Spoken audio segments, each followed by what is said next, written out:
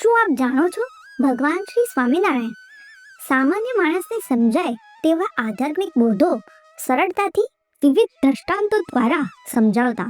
આ દ્રષ્ટાંતોમાં વ્યવસાયિક, સાંસારિક, શૈક્ષણિક, વૈદિક, રાજનૈતિક જેવા દ્રષ્ટાંતો દ્વારા આધ્યાત્મિક બોધો સમજાવતા. ભગવાન શ્રી સ્વામિનારાયણ ગિરનાર પર્વતનો દ્રષ્ટાંત આપતા પૂર્ણ પુરુષોત્તમ ભગવાનની કેટલી મોટાઈ છે તે જણાવે છે.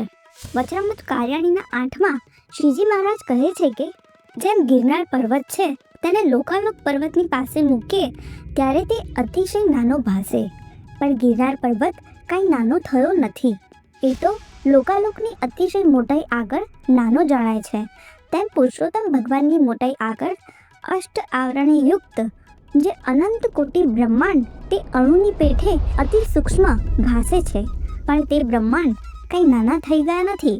એ તો ભગવાનની મોટપ આગળ નાના જણાય છે.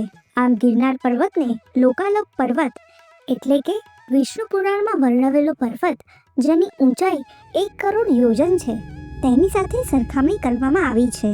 આમ આ દ્રષ્ટાંતથી શ્રીજી મહારાજ પરબ્રહ્મની મોટાઈ સમજાવે છે.